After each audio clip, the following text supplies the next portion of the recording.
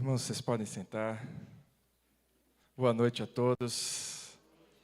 Muito feliz de estar aqui com vocês, de poder participar dessas comemorações pelo aniversário da igreja. Trago aqui um abraço da Igreja Batista da Palavra, igreja que eu tenho também a alegria de pastorear junto com outros pastores que ali estão. E gostaria, sem mais delongas, de abrir na Epístola de Efésios, capítulo 3. Nós vamos meditar nessa noite dos versículos 14 a 21. Efésios é uma carta, uma epístola muito interessante. Talvez um dos textos que...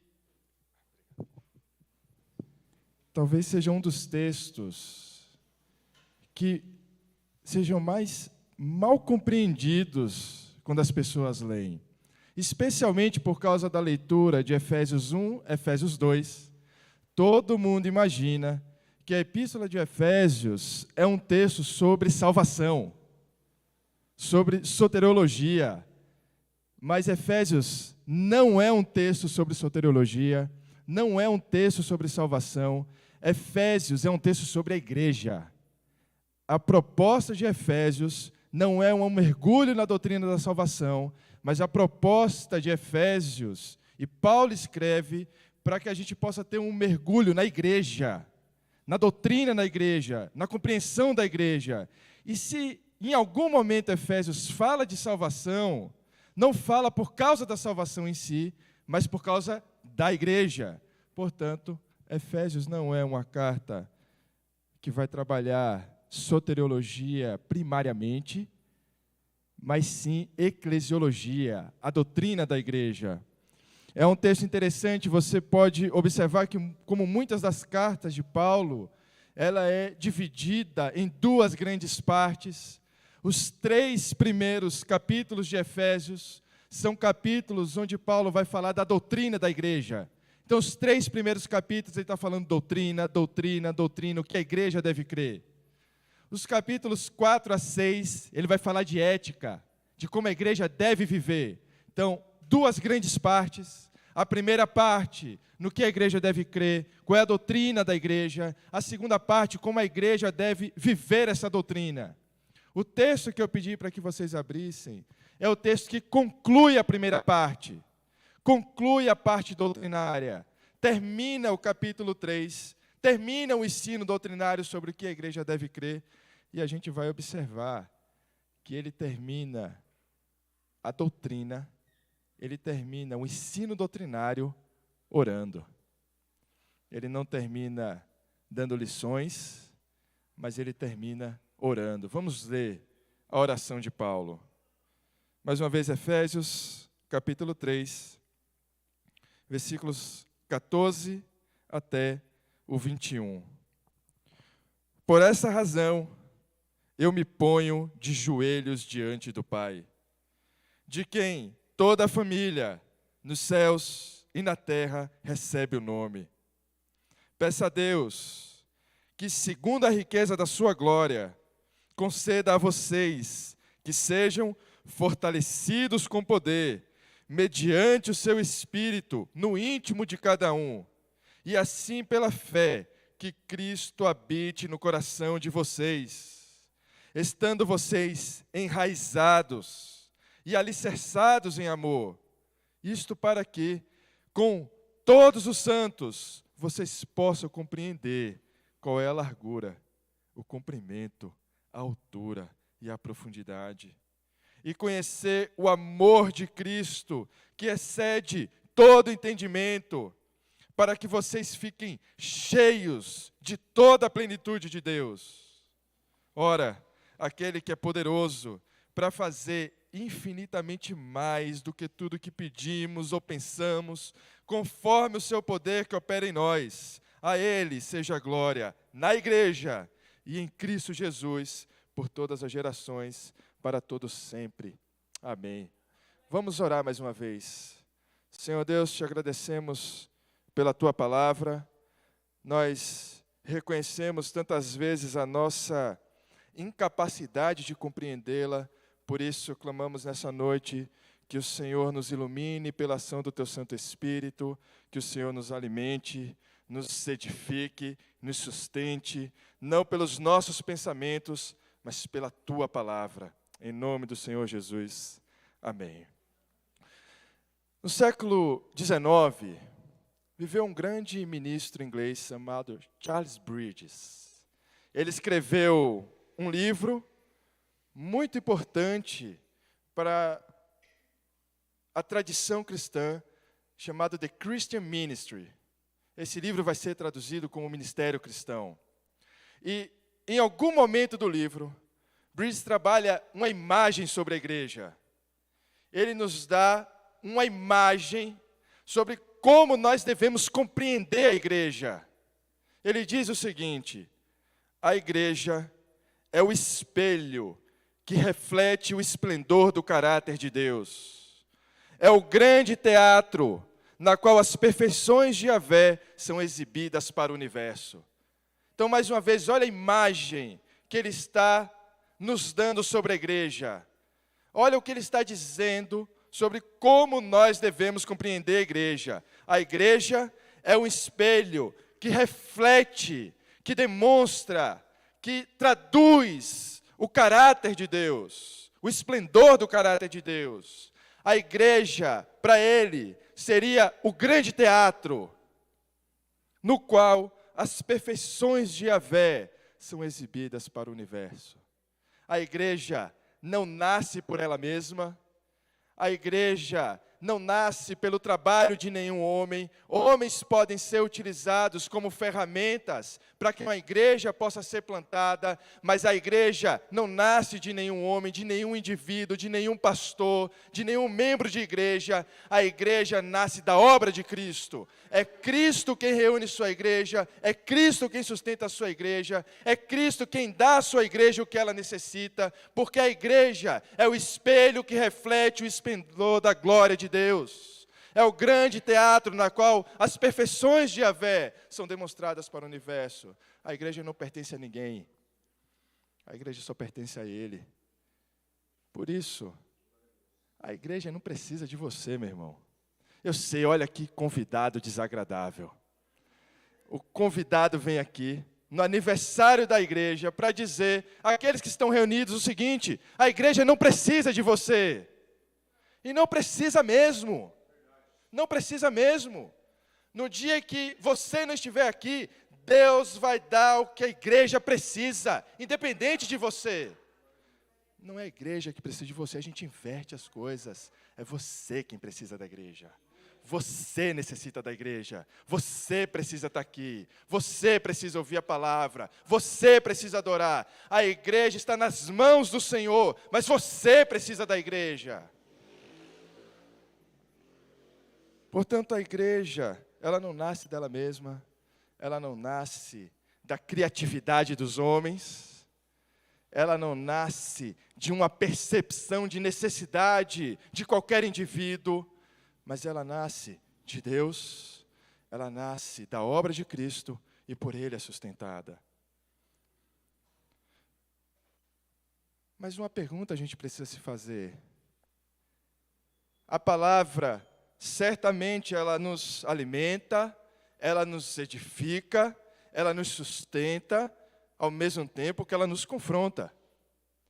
Portanto, a gente precisa pensar, se a igreja é isso aqui, se a igreja é realmente isso aqui, se ela é um espelho colocado nesse mundo para refletir o esplendor do caráter de Deus, se a igreja é colocada por Deus nesse mundo como um grande teatro que demonstra as suas perfeições para o universo, como nós podemos fazer isso da melhor forma? Como a igreja pode ser o melhor espelho para demonstrar a Deus? Como a igreja pode demonstrar o caráter de Deus para o universo da melhor forma? Existe uma forma específica de se fazer isso? Será que nós podemos falhar ao fazer isso? Será que, sendo colocados como espelho, podemos, por causa de decisões que tomamos, ser como um espelho que não traduz com nitidez a imagem que está na sua frente? É para isso que nós vamos meditar no texto de hoje. E nós vamos dividir a oração de Paulo em 3 partes. Esse texto que nós lemos, nós vamos dividir em 3 partes. A primeira parte, os versículos 14 a 15, nós temos a abertura da oração. A segunda parte, os versículos 16 a 19, nós temos os pedidos de Paulo. E a terceira parte, dos versículos 20 a 21, nós temos o louvor. Então, a primeira parte, abertura, versículos 14 e 15. Segunda parte, versículos 16 a 19, nós temos os pedidos de Paulo. E a terceira parte, versículos 20 a 21, nós temos o louvor, a doxologia, a adoração. Paulo termina com louvor. Olhe mais uma vez para o texto. Ele começa dizendo nos versículos 14 e 15, por essa razão, por qual razão? Por conta de tudo que Paulo acabou de dizer. Lembre-se que eu disse no começo que esse texto termina a sessão doutrinária. Paulo está encerrando o seu ensino sobre a igreja, sobre a doutrina da igreja. E por isso ele diz, por essa razão. E o que Paulo ensinou na doutrina da igreja? Ele ensinou que a igreja é só um povo, que não existem mais judeus, gentios, mas todos são um, unidos a Cristo. Paulo ensinou na sua sessão doutrinária que antes nós não tínhamos acesso a Deus, mas agora nós temos acesso a Deus, nós podemos clamar ao Deus que nos escuta, as mãos de Deus, os braços de Deus não estão encolhidos a ponto de não socorrer o seu povo, os ouvidos de Deus não estão fechados a ponto de não ouvir o clamor dos seus, as necessidades dos seus. Ele escuta a nossa oração, o seu braço nos socorre, a sua mão nos sustenta, nós temos acesso a Deus, não por causa da nossa bondade, não por conta de algo que nós fizemos, não por conta das nossas realizações, mas Paulo vai dizer que nós temos acesso a Deus por meio de Cristo, por conta da obra dele, do sacrifício dele, do sangue dele que foi derramado, nós agora temos acesso a Deus, podemos clamar a Deus. É tudo isso que ele está dizendo. E aí ele diz, por causa de tudo isso, porque agora Deus nos uniu, porque agora a obra de Cristo nos dá acesso a Deus, por essa razão, por causa dessas coisas, eu me ponho de joelhos diante do Pai. É interessante que a gente tem 2 formas de abordar a doutrina. Existe uma forma de abordar a doutrina de forma orgulhosa. Sabe, aquela pessoa que, eu conheço a doutrina, eu sou o especialista. Se você quer saber alguma coisa sobre Deus, eu sou um especialista em Deus. Eu conheço tudo sobre Deus. Conheço Deus com a palma da minha mão. Porque eu conheço a doutrina, eu sei, eu já li tantos livros, eu já li várias teologias sistemáticas, eu já li muita coisa. Essa é uma forma de lidar com o conhecimento, com a doutrina, de maneira orgulhosa, sabe? De maneira que aponta mais para você do que para aquilo que deveria apontar. Porque a doutrina não deveria apontar para o indivíduo que detém o conhecimento, mas a doutrina deve apontar para aquele de quem todo conhecimento vem. Portanto, é isso que Paulo está fazendo. A doutrina não faz de Paulo um orgulhoso, mas a doutrina faz de Paulo humilde. Ele se ajoelha diante de Deus. Ele ensina aquelas igrejas, e é importante lembrar que quando nós estamos falando da epístola a Efésios, nós não estamos falando de Paulo escrevendo a uma igreja. Paulo está escrevendo a várias igrejas. Por exemplo, no contexto da igreja primitiva, dessa igreja que estava sofrendo por perseguições, seria improvável a gente ter uma igreja desse tamanho aqui. Esse número de pessoas reunidas. Portanto, Paulo não está escrevendo a uma igreja em Éfeso, que era uma grande igreja. Podia ter grandes igrejas, Paulo está escrevendo a várias igrejas em Éfeso, pequenas igrejas, que se reuniam de maneira oculta, nas casas, ou em qualquer lugar que pudesse permanecer escondido. Então ele está escrevendo a várias igrejas, ensinando doutrina a essas igrejas. E a doutrina não faz com que ele se coloque diante de todas essas igrejas como a grande referência. Vamos dizendo, olha, eu sei tudo e eu estou aqui ensinando a vocês. Mas quando ele termina de ensinar sua doutrina, ele diz, eu me ponho de joelhos. Ele demonstra submissão, e é importante isso. A gente precisa lembrar que as bocas falam, isso é o mais comum para a gente entender, mas não só as bocas falam, os corações também falam, e não só o coração fala, mas o corpo também fala. Quando a gente ora, não só o nosso coração fala, não só a nossa boca fala, mas o nosso corpo também fala alguma coisa. Quer dizer que você sempre tem que orar de joelhos? Não, meu irmão. Você pode orar do jeito que você quiser. Você pode orar dentro do seu carro, você pode orar sentado, deitado. Mas o que eu estou querendo dizer é que é importante que você tenha um momento para se colocar de joelhos diante de Deus. Porque o corpo também fala. Não deixe a sua oração aqui, um parêntese rápido. Não deixe a sua oração só para aquele momento que você vai dormir, sabe? E aí, quando você está quase dormindo, você está deitado e vai orar. E de repente você se pega dizendo, Senhor, abençoa o meu pecado. Eu sei que talvez você já tenha feito isso e fala, não, Senhor, me perdoa, eu errei, eu estava com sono. Não é abençoa meu pecado, é perdoa meu pecado, porque você já está com sono. Você já não tem mais energia, você já não sabe mais o que está falando. Não deixe que as suas orações se deem apenas nesse momento. Não deixe que você apenas reserve o momento onde você está mais esgotado, onde você não consegue ter clareza diante de Deus, para orar a Deus. Porque Paulo está dizendo que uma das bênçãos que Cristo nos dá pela sua obra é que nós podemos orar a Deus. Nós podemos clamar ao Senhor. Nós estamos diante dEle. E muitas vezes a gente negligencia isso. Muitas vezes a gente negligencia a graça que Cristo nos deu pelo sacrifício. A graça de nos dar e dizer, olha, Senhor, eu queria tanto orar, mas hoje eu estou cansado. Olha, eu sei que Deus não vai fazer isso, mas imagine o seguinte, Deus dizendo, olha, eu queria tanto cuidar de você hoje, mas hoje eu também estou cansado. Hoje eu também não vou sustentar você hoje. Amanhã, quem sabe, se eu dormir bem. Não permita, meu irmão, que você negligencie aquilo que Deus tem nos dado, aquilo que Deus tem dado aos cristãos, através do sangue de Cristo, o benefício de clamar ao Senhor, de orar a Ele, de colocar as nossas necessidades diante dEle. Portanto, Paulo se coloca de joelhos, e ele diz, no versículo 15, me ponho de joelhos diante do Pai, de quem toda a família, nos céus e na terra, recebe o nome. Mais uma vez, é interessante quando a gente olha para os nossos contextos de igreja, e a gente tende a imaginar e a olhar só para o nosso contexto. Mas olha que curioso que Paulo está dizendo, de quem toda a família no céu e na terra.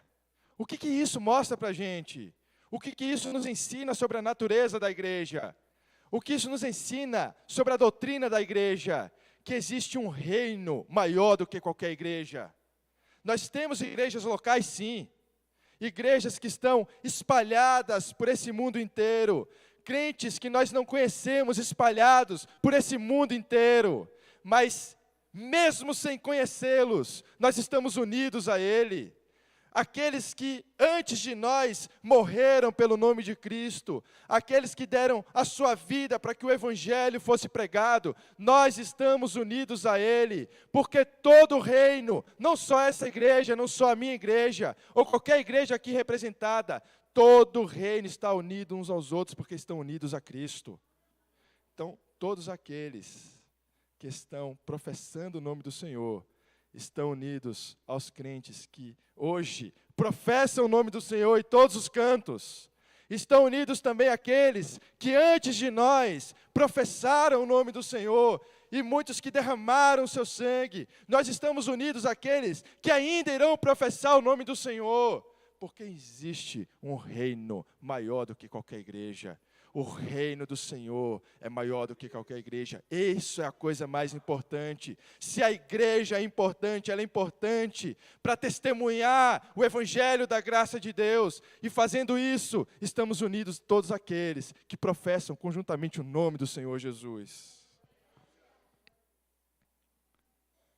Seguindo para a nossa segunda parte, então Paulo faz a sua abertura, dizendo: por essa razão, por causa dessa doutrina, eu me ponho de joelhos diante de Deus Pai, diante daquele que adotou os seus filhos, de quem todos no céu e na terra recebem o nome. E ele vem para a segunda parte. Agora nós vamos para a parte dos pedidos. E a gente perguntou no começo, como uma igreja pode ser o espelho que reflete o esplendor do caráter de Deus? Como a igreja pode fazer isso da melhor forma? As petições de Paulo, na sua oração pela igreja, é importante, Paulo está orando pela igreja. Paulo não está orando apenas por um indivíduo, Paulo está orando por aquelas igrejas, e o que ele pede sobre aquelas igrejas é o que vai nos demonstrar como a igreja pode ser da melhor forma o espelho que reflete o caráter de Deus. Olha só o versículo 16.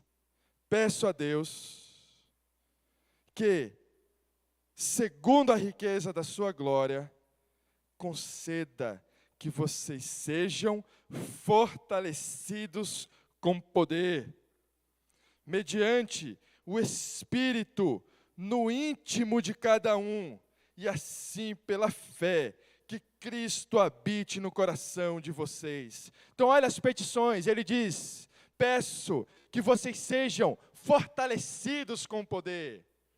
A gente imagina às vezes que as coisas se dão da seguinte forma, né? O Senhor me salvou, mas agora cabe a mim permanecer no seu caminho, é minha responsabilidade.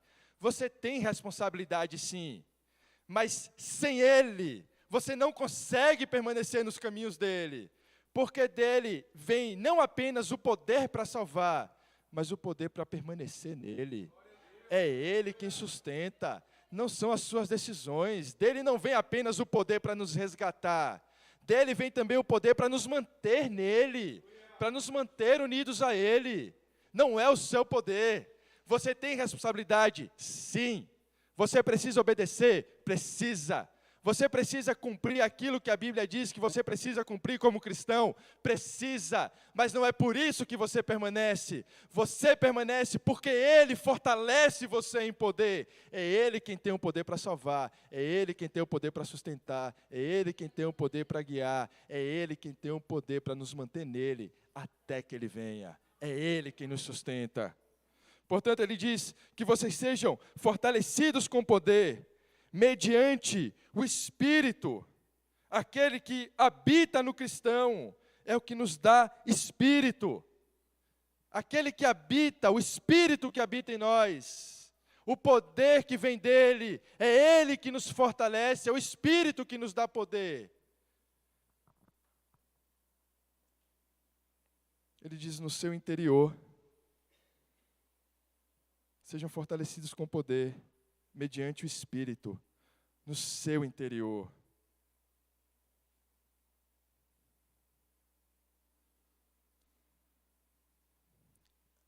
O Espírito é aquele que nos dá poder, o Espírito é aquele que nos sustenta, mas o Espírito também é aquele que nos divide. De que forma o Espírito nos divide? Pela ação do Espírito, nós vivemos como uma pessoa que de alguma forma foi atravessada. Nós vivemos de alguma forma como uma pessoa que foi partida ao meio. E agora nós temos Um indivíduo que nós dizemos que é o homem exterior. E nós temos um outro indivíduo que nós falamos que é o homem interior. E muitas vezes, esse homem exterior e esse homem interior, eles não concordam entre si. É por isso que Paulo vai dizer, olha, aquilo de bom que eu quero fazer, isso eu não faço. E aquilo que eu não queria fazer, é exatamente isso que eu faço. E ele vai dizer, miserável homem que eu sou, quem me livrará do corpo dessa morte? A imagem que Paulo está pintando é a imagem de alguém que caminha com vida, mas com um corpo morto, preso ao seu corpo.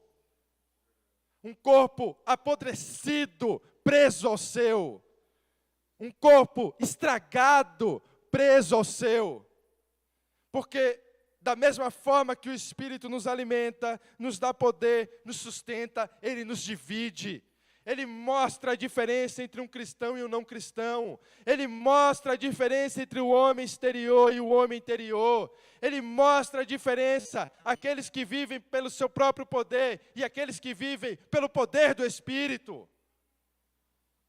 Por isso que não dá para a gente admitir pessoas que dizem, não, o Espírito habita em mim, mas elas vivem como se Ele não habitasse.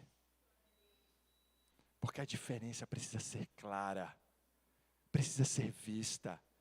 O Espírito divide, o Espírito atravessa, a palavra atravessa, e todos aqueles que foram atravessados, como disse a canção do Estênio, quando ele cantou aqui sobre Agostinho, dizendo que o Senhor nos tocou, aqueles que são tocados pelo Senhor, são atravessados pela palavra dEle.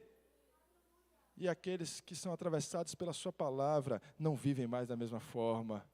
Eles vivem sim em conflito, porque ainda existe o pecado. Mas eles são fortalecidos em seu interior. O seu interior é fortalecido no poder do Espírito. É assim que crentes caminham. É assim que cristãos caminham. Sendo fortalecidos em seu interior. Lutando contra os seus desejos exteriores. Para que em tudo possam glorificar a Deus. Ele diz que Cristo habite no coração de vocês. Esse Cristo habite no coração de vocês não é a ideia de que Cristo, sabe, esteja ali esperando para quando você abrir a porta do seu coração. Então a gente imagina assim, não, que Cristo habite, e aí para Cristo habitar, eu vou abrir a porta do meu coração. Não é isso que ele está dizendo. Imagine o seguinte, se nós cremos que Cristo é o Rei sobre todas as coisas, se nós cremos que Ele é o Senhor sobre todas as coisas, obrigado. Se nós cremos que Ele é o Rei sobre os nossos corações, por que o Rei precisaria pedir permissão? Se Ele é o Senhor de fato, se nós realmente cremos nisso, se nós realmente confessamos que Ele é o Senhor soberano sobre todas as coisas, sobre todas as vidas, sobre toda a criação. Por que ele precisaria pedir, olha, dá licença, eu posso entrar? Se nós pertencemos a Ele, o texto está dizendo, se nós pertencemos a Ele, que Ele reine em nossos corações, que Ele domine os nossos corações, que os nossos desejos sejam dominados por Ele, que os nossos pedidos sejam dominados por Ele, que aquilo que nós desejamos seja aquilo que Ele quer que a gente deseje. Muitas vezes a gente, e a palavra nos diz isso, que nós pedimos e não recebemos, porque pedimos mal, pedimos para o nosso próprio deleite, pedimos para a nossa própria satisfação. Quando Paulo diz que Cristo reine, domine no coração de vocês, ele está dizendo que o seu desejo seja dominado por Ele. E quando o nosso desejo é dominado por Ele, às vezes a gente vai pedir coisas que a gente não queria pedir. Porque, se a gente for bem sincero, irmãos, com os outros, a gente não queria que Deus tirasse o nosso pecado da gente. A gente não gosta disso. A gente não gosta que Deus, mexa. Sabe aquele pecado que você ama? Aquele pecado que ninguém sabe, às vezes o seu cônjuge não sabe, mas ele está ali bem guardadinho. E você alimenta ele, você faz carinho nele, você cuida dele bem direitinho. Bem direitinho. Deixa ele bem cuidado, bem confortável ali. Se você for sincero, você não quer que Deus tire esse pecado de você. Mas quando o Senhor reina em nossos corações, tantas vezes, nós vamos pedir exatamente aquilo que nós não gostaríamos de pedir. Oramos errado, quando pedimos apenas aquilo que nós gostaríamos de pedir. Porque o que a gente deveria pedir é: Senhor, não permita que nenhum pecado fique oculto em meu coração. Se para isso eu tiver que ser ferido pela Tua palavra, se para isso eu tiver que ser atravessado pela Tua poderosa mão, que o Senhor me atravesse com a Tua palavra, mas que nenhum pecado permaneça escondido em meu coração. Mas é tão difícil pedir isso. A gente não gosta disso. A gente não quer que o Senhor mexa. Senhor, era mais fácil a gente orar assim: olha, Senhor, tira todos os pecados, mas aquele ali não.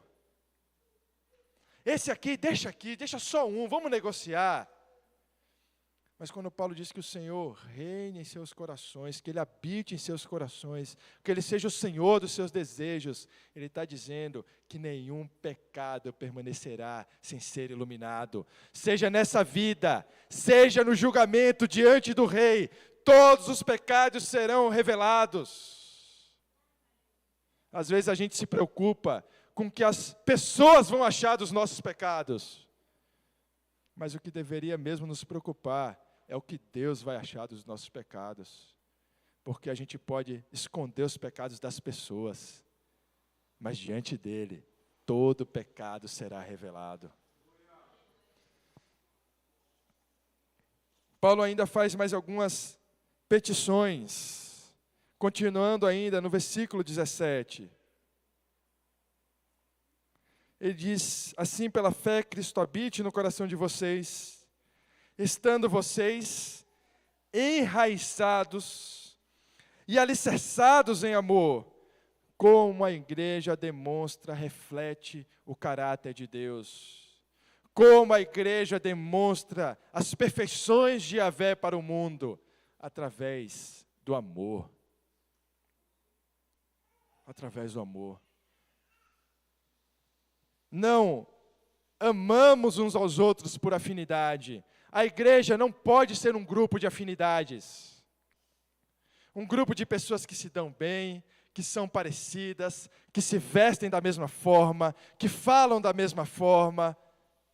Isso traduz melhor um clube, uma associação, do que uma igreja. A igreja é um lugar que ajunta pessoas que jamais se conheceriam se não fosse o Evangelho. E a igreja precisa ser uma reunião, aonde, se você remover o Evangelho, ela não permanece. Porque é o Evangelho que sustenta, é o amor que sustenta. O amor é o vínculo da união, e o fundamento desse amor, dessa união, não são as afinidades, mas é a obra de Cristo. É a obra do Senhor, é o sangue dEle. O sangue dEle foi derramado para que a gente pudesse amar uns aos outros. Nós não amamos porque nós somos bonzinhos ou porque a gente gosta de amar o irmão. Na verdade, se eu falar assim, olha, para você agora, pense naquele irmão que você odeia, você acabou de pensar nele. Porque eu tenho certeza que você tem algum nome que dizer: esse irmão eu odeio, eu não gosto dele, eu odeio esse irmão. Mas lembre que Cristo amou ele também, e que Cristo amou você quando você odiava ele. Cristo amou você quando você era inimigo dele. Cristo amou você quando você rejeitou a obra dele. E ainda assim, Cristo amou você. Cristo derramou o seu sangue para que pecadores, miseráveis, sujos como nós, impuros como nós, pudéssemos diante de Deus clamar por misericórdia, clamar por perdão, clamar por salvação, clamar por união, clamar por amor. Que vocês estejam alicerçados em amor. O amor é que fornece a estrutura necessária, é o que nutre a igreja. Isso para que, junto com todos os santos, versículo 18, isso para que, junto com todos os santos, vocês possam compreender qual é a largura, o comprimento, a altura e a profundidade, conhecer o amor de Cristo que excede todo o entendimento, para que vocês fiquem cheios de toda a plenitude de Deus. Percebe? Ele não fala para que você sozinho compreenda, mas ele diz para que você, junto com todos os santos, não é para o indivíduo, você não é a igreja sozinho, você não traduz a igreja sozinho, a igreja é um ajuntamento de todos os santos para louvar a Deus. A igreja é um ajuntamento de santos, e a igreja, a ela, é dada a compreensão do amor de Deus. Não a um indivíduo, não existe revelações especiais a um indivíduo apenas, porque só esse indivíduo sabe a verdade, só a esse indivíduo foi dado algo sobre o Evangelho é dado à igreja. A igreja, a compreensão do Evangelho é entregue à igreja, ao povo reunido. O Evangelho é para o povo. Não para um pastor, não para um indivíduo, não para um missionário, não para um crente, para ninguém, mas para a igreja reunida, para que a igreja possa entender o tamanho do amor de Cristo, para que a igreja possa entender o amor que excede toda razão, que excede toda compreensão humana, que excede todo entendimento, que excede toda a nossa capacidade analítica, que excede aquilo que nós somos capazes de produzir, porque esse é o amor que nos une. O amor de Cristo que nos une é um amor que a gente não consegue entender, não dá para entender, não dá para entender um Cristo pregado no madeiro, não dá para entender o Cristo na cruz. Não dá para entender porque Cristo me salvou, eu não consigo entender. Porque, sendo bem sincero com vocês, irmãos, se eu estivesse no lugar de Deus, eu provavelmente não teria me salvado. Porque assim como vocês, eu sou um pecador miserável, um necessitado da graça. Nenhuma bondade possui em mim, nenhuma boa obra possui em mim. Nada possuo em minhas mãos que eu possa oferecer ao Senhor em troca da minha salvação. Por isso, o amor de Cristo excede o entendimento, porque não dá para entender o sangue do único santo, do Cordeiro de Deus, derramado em favor de pecadores. Não existe quem possa explicar isso. Não existe como justificar isso. Não dá para olhar para a gente e encontrar uma só justificativa pela qual Cristo devesse morrer por nós, e ainda assim o seu sangue foi derramado por nós. Essa obra é entregue à igreja, para que a gente possa entender como povo o tamanho, a largura, o comprimento, o amor de Cristo que excede toda razão, todo entendimento. E para terminar o nosso texto, os versículos 20 a 21. O que a doutrina deve fazer com o cristão? O que o ensino do Evangelho deve fazer com a igreja? O que a igreja faz de melhor e que reflete o esplendor da glória de Deus? o que a igreja faz e que da melhor forma expressa as perfeições de Yahvé, a igreja adora. A igreja adora ao Senhor. E por isso Paulo termina o seu ensino doutrinário adorando ao Senhor, dizendo: ora, aquele que é poderoso para fazer infinitamente mais do que tudo que pedimos ou pensamos, conforme o seu poder que opera em nós. A Ele seja a glória na igreja. Veja, na igreja, não no indivíduo. A Ele seja a glória na igreja e em Cristo, por todas as gerações, para todos sempre. Amém. A gente tantas vezes esquece diante de quem a gente está. Tantas vezes quando nós oramos, nós esquecemos que Ele é poderoso. E Ele é poderoso não para nos dar aquilo que pedimos, mas Ele é poderoso para nos dar aquilo que sequer conseguimos imaginar. Porque a gente consegue imaginar as situações da nossa vida e colocar diante dele as nossas necessidades. Mas a gente esquece, meu irmão, a gente esquece, minha irmã, que aquilo que da maior forma a gente já recebeu, aquilo de maior que a gente poderia já ter recebido, é a salvação, é o perdão dos nossos pecados. Por isso, todas as coisas que vêm depois da nossa salvação, elas são apenas lucro, elas não importam, elas não têm valor, elas não são importantes, porque nós já fomos lavados pelo sangue do Cordeiro, somos salvos, Ele nos sustenta, e isso é a herança que nós recebemos mais valiosa. Se a gente viver uma vida de sofrimento e de necessidade nessa terra, não importa, desde que a gente tenha encontrado a salvação em Cristo Jesus.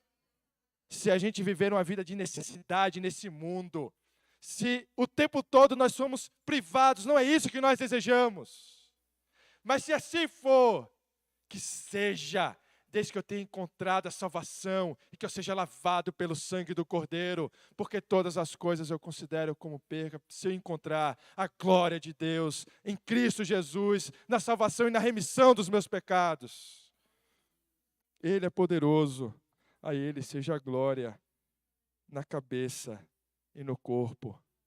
Quando nos reunimos como igreja, não é o nosso orgulho que deve aparecer, mas a nossa submissão. Assim como o apóstolo se colocou de joelhos, nós devemos nos colocar de joelhos, porque Ele é grande e nós somos pequenos.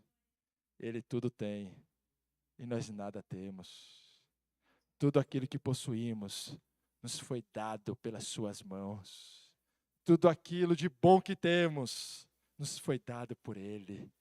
Tudo aquilo de qual podemos nos gloriar, só podemos nos gloriar porque Ele nos deu. Tudo aquilo que temos de valioso, nada produzimos, mas Ele nos deu gratuitamente.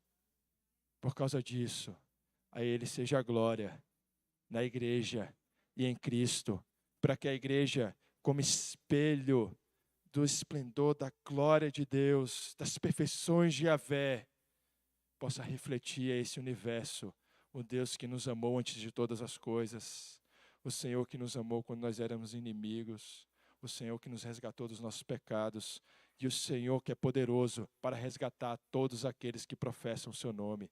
A Ele seja a glória na igreja e em Cristo. Vamos orar mais uma vez? Te agradecemos, Senhor, pela Tua infinita misericórdia. Nada temos, nada possuímos em nossas mãos. No entanto, tudo o Senhor nos dá. Nada merecemos e tudo recebemos por graça. Não merecíamos a salvação, mas por graça, o sangue derramado na cruz nos lava dos nossos pecados. Não permite que a gente permaneça ofuscado pelos nossos pecados, mas nos limpa, nos lava, para que como povo reunido de Deus, nós possamos refletir esse mundo que tanto necessita o amor, a glória e a salvação que o Senhor nos deu. Que nós não sejamos movidos pelo nosso orgulho, mas pela Tua graça. Que a ela possamos nos submeter, porque é ela que nos resgata, é ela que nos sustenta, é o Teu poder que nos mantém, é o Teu poder que nos coloca nessa igreja, e é o Teu poder que nos faz testemunhar daquilo que o Senhor fez por nós. Te agradecemos mais uma vez pela Tua palavra, em nome do Senhor Jesus. Amém.